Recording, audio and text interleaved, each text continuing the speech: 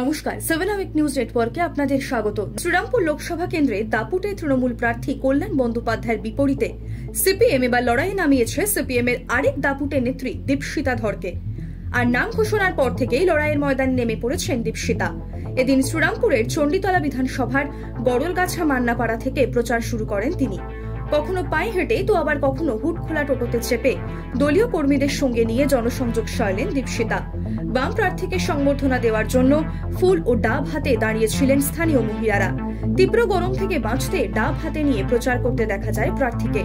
এদিন সাংবাদিকদের প্রশ্নে আত্মপ্রত্যয় দীপশিতা এও জানালেন যে শ্রীরামপুরবাসী এবার সেখানে বামকেই চান। চলতি সপ্তাহে তাপমাত্রার পারদ ছড়াবে 40 ডিগ্রি সেলসিয়াসের ঘর। দক্ষিণবঙ্গে সপ্তাহ জুড়ে তাপপ্রবাহের সতর্কতা জারি করল আলিপুর আবহাওয়া দপ্তর। বুধবার এবং বৃহস্পতিবার পূর্ব ও পশ্চিম মেদিনীপুর, ঝাড়গ্রাম, দক্ষিণ চব্বিশ পরগনা, পুরুলিয়া, বাঁকুড়া, পূর্ব এবং পশ্চিম বর্ধমানের বেশ কিছু অংশে তাপপ্রবাহের পরিস্থিতি তৈরি হতে পারে। সেই সঙ্গে জারি হয়েছে হলুদ সতর্কতা। ওই দুদিন দক্ষিণবঙ্গের বাকি জেলাগুলিতেও থাকবে অস্বস্তি গরম। শুক্রবার 2 মেদিনীপুর, ঝাড়গ্রাম, দক্ষিণ চব্বিশ পরগনা, পুরুলিয়া, বাঁকুড়া, বীরভূম, মুর্শিদাবাদ, 2 বর্ধমানে তাপপ্রবাহের পরিস্থিতি থাকবে। এই কয়েকটা দিন সকাল 11টা থেকে বিকেল 4টে পর্যন্ত রোদে কম বেরোনোর পরামর্শ দিচ্ছেন আবহাওয়াবিদরা। শরীর খারাপ হলে চিকিৎসকের পরামর্শ নেওয়ার কথাও বলা হয়েছে। সকাল সকাল ভূস্বর্গে ঘটল অঘটন। শ্রীনগরের ঝিলম নদীতে নৌকাডুবি, 4 জনের মৃত্যু হলেও নিখোঁজ এখনো 15 জন। সূত্রের খবর, এদিন বেশ কয়েকজনকে নিয়ে ঝিলম নদীতে নৌকা কিছু দূর যেতেই হঠাৎই উল্টে যায় যাত্রী বোঝাই নৌকাটি। এ দৃশ্য দেখে চাঞ্চল্য ছড়িয়ে পড়ে এলাকায়। খবর পেয়ে ঘটনাস্থলে আসে প্রশাসনিক আধিকারিকেরা। 4 জনের মৃত্যুর খবর পাওয়া গেলেও আহত বহু। স্পিড বোট সহ ডুবুরি নামিয়ে শুরু হয়েছে নিখোঁজদের খোঁজার কাজ। আর যাদের উদ্ধার করা সম্ভব হয়েছে তারা বর্তমানে শ্রীনগরের হাসপাতালে চিকিৎসাধীন। এই নৌকা ডুবিতে 10 থেকে 12 জন স্কুল ছাত্র ছিল বলে এমনটাই খবর। সকলেই তলিয়ে গিয়েছে। আবহাওয়া অনুকূল না হওয়ায় উদ্ধার কার্যে বেগ পেতে হচ্ছে প্রশাসনিক আধিকারিকদের।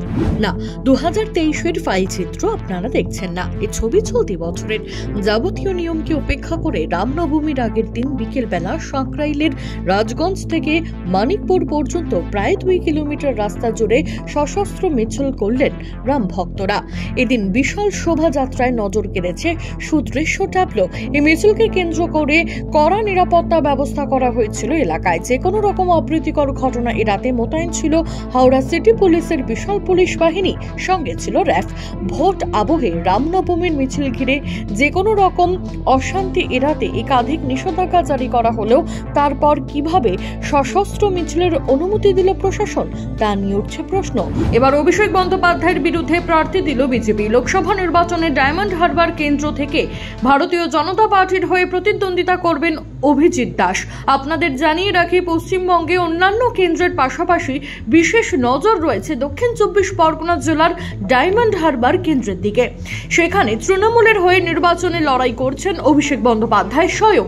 ওই কেন্দ্রে সিপিএম ভরসা রেখেছে প্রতীক উর রহমানের উপর। আইএসএফ এর হয়ে প্রতিদ্বন্দ্বিতা করছেন মজনুল আসকার।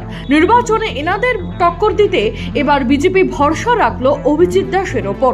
মামুনি রায়, 7 আওয়ার নিউজ, দক্ষিণ চব্বিশ পরগনা। জয় হিন্দ।